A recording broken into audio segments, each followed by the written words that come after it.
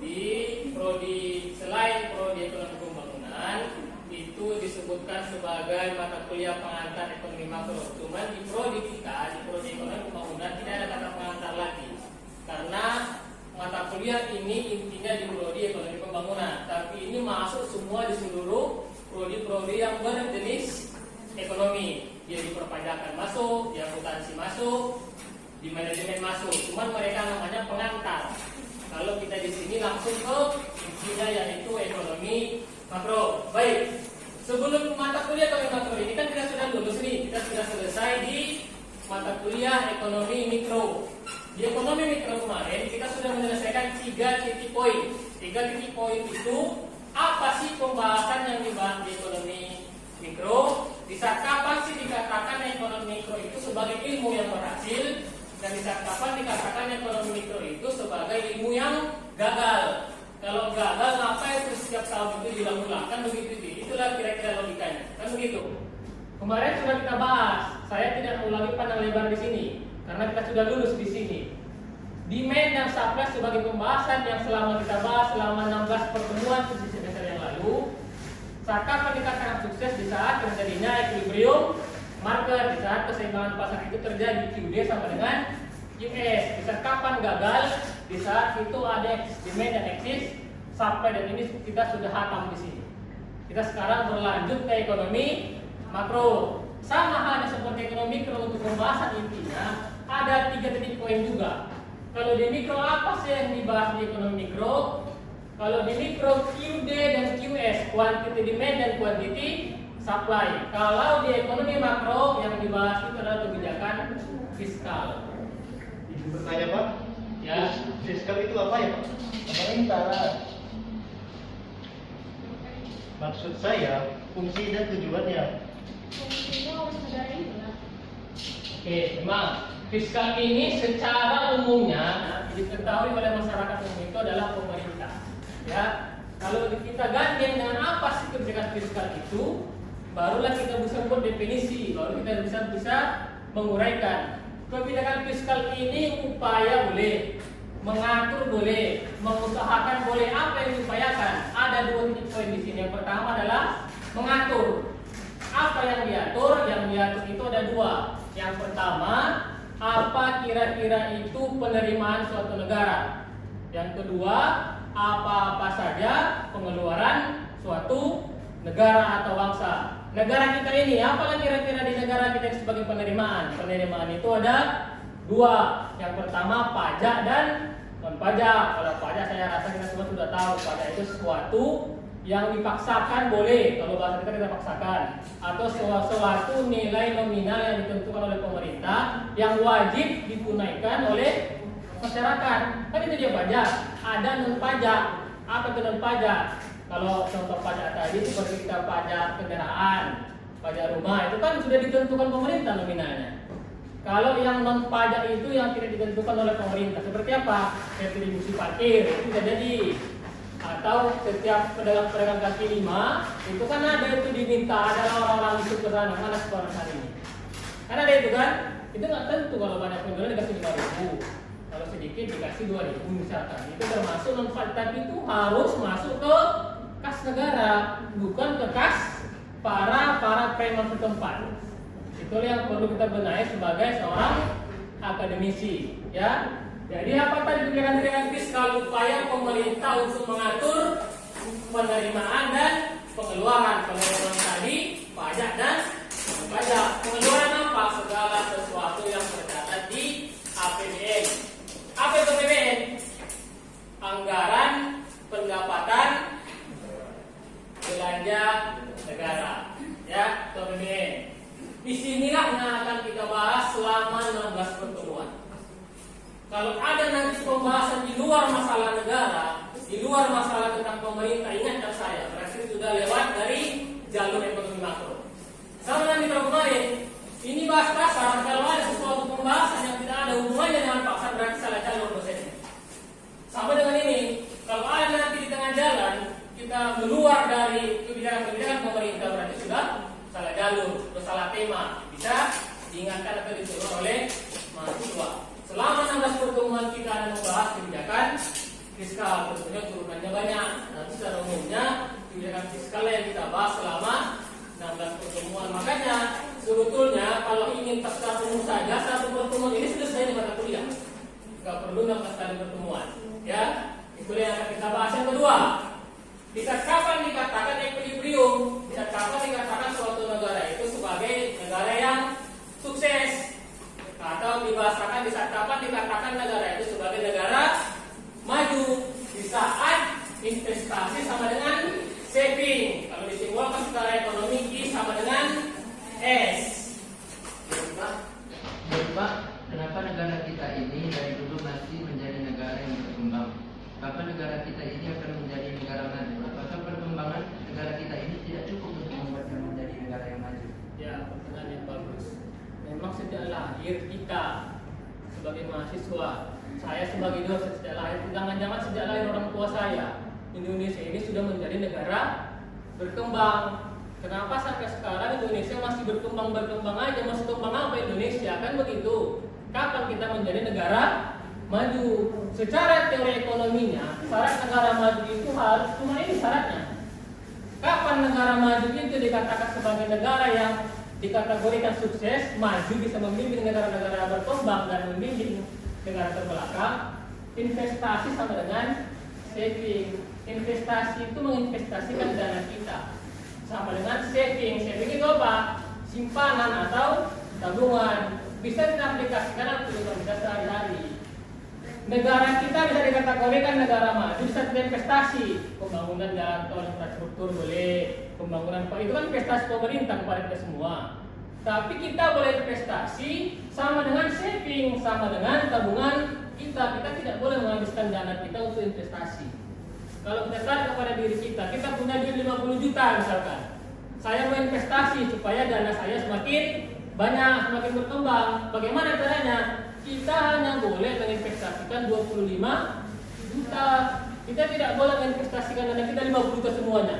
Kenapa? Karena uang itu, dana itu, keuangan kita itu fungsinya bukan hanya untuk transaksi, bukan hanya untuk memenuhi kebutuhan kita. Uang itu juga fungsinya untuk berjaga-jaga. Siapa tahu ada kendala bencana alam, kecelakaan, sakit, kan kita butuh duit di situ. Iya kan? Jadi kita tidak boleh menghabiskan dana kita untuk investasi. Kenapa negara kita ini masih berkembang dari dulu sampai sekarang? Kita perlu pasti ke sini. Jangankan sama dengan saving, untuk investasi kita masih ngutang. Ini ada suatu lonjakan yang tidak pernah menurun tentang Indonesia. Kalau dari versi pemerintah kita, ini kita lagi sedang ingin bersaing dengan negara-negara berkembang yang lainnya. Kita harus menampilkan penampilan dulu seperti Hotman Paris, kan begitu? Kita tentukan penampilan kita dulu supaya orang mau bersaing dengan kita. Kita pun tidak pede bersaing dengan orang kalau kita penampilannya penampilan kumuh, kan begitu? Bagaimana caranya sementara dana tidak ada? Mau tidak mau kita kerjasama dengan negara lain dengan melakukan pinjaman. Berlawanan nggak dengan teori? Berlawanan. Investasi itu seharusnya dari dana kita, bukan meminjam. Tapi itulah faktor kita yang belum mampu.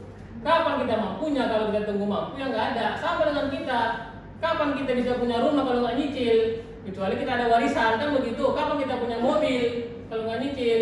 Begitu sekarang masyarakat Indonesia rata-rata, dan itu merupakan sudah diajarkan oleh pemerintah kita. Kalau kita nunggu dana kita, kapan kita mulai bangun jalan tol ini semua?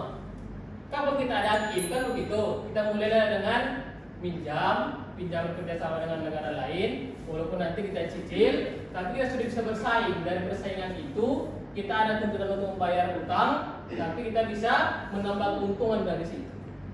Dan itu pun saya rasa kita alami bagi utamanya bagi orang-orang yang sudah menikah atau orang-orang yang sudah berkeluarga yang ada rencana-rencana masa depannya.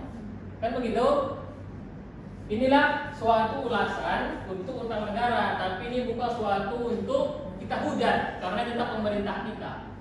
Yang memilih pemerintah tetap masyarakat Indonesia, kan begitu? Tapi kalau untuk menjawab pertanyaan kawan kita tadi, kenapa sampai sekarang kita masih berkembang? Kita belum sampai di titik investasi sama dengan saving.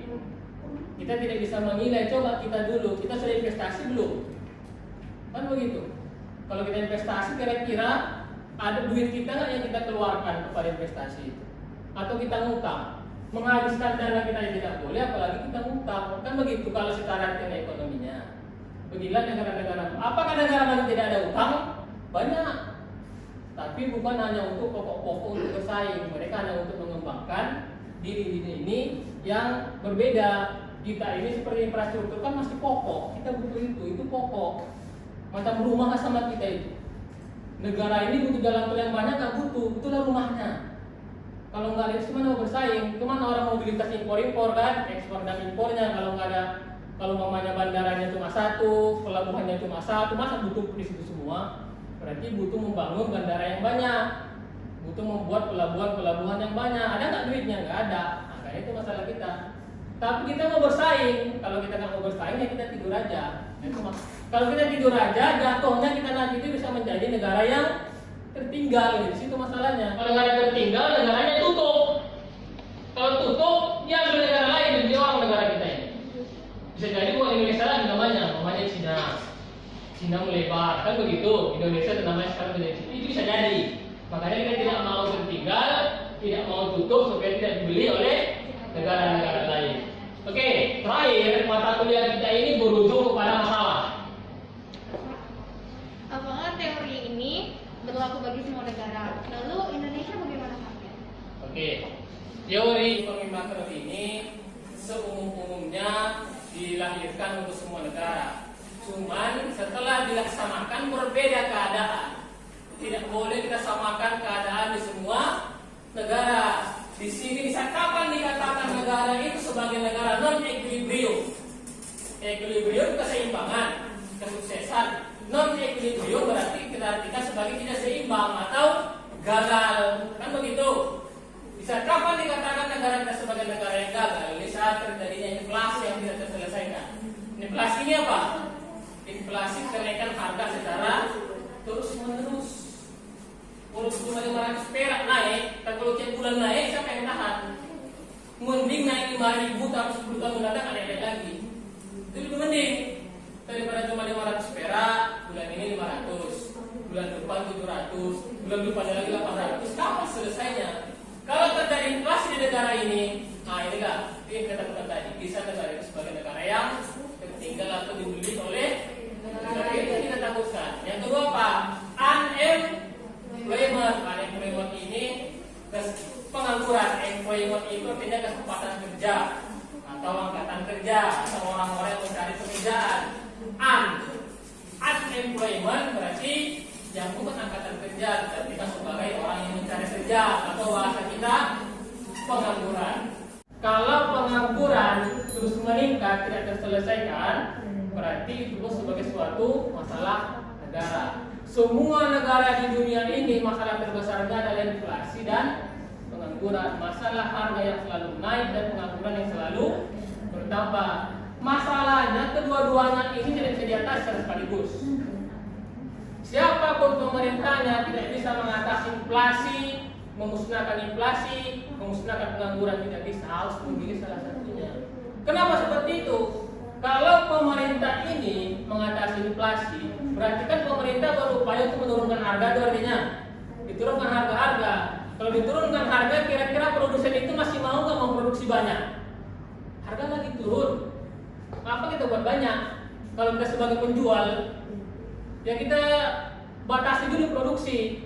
Tunggu dulu di pasar itu langka, kita naikkan dulu harganya, baru kita produksi banyak lagi supaya untung. Gitu kan pemikiran seorang penjual. Kalau mamanya lagi murah, siapa lah yang mau produksi menghasilkan banyak-banyak?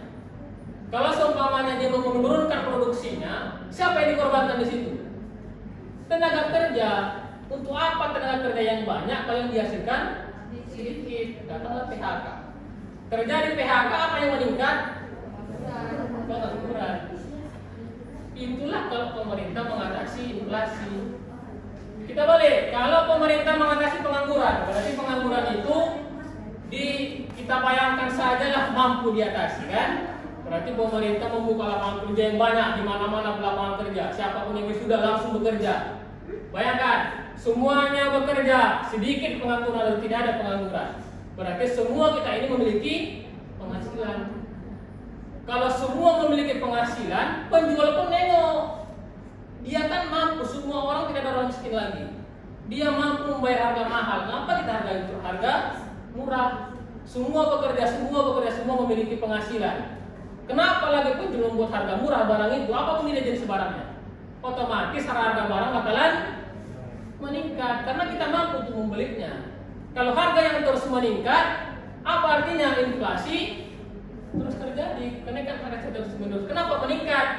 Karena kita semuanya bekerja, kita punya duit. Siapa yang dikorbankan? Yang ada uang rupiah kita semakin rendah. Sekarang harga 50 rupiah itu nggak pernah nampak lagi sekarang. Orang 1 bat masih ada, nilai 1 masih ada, ya kan? Kita nilai 50 rupiah sudah tidak ada, nggak pernah nampak lagi. 100 pun nggak jarang nampak. Ada 200.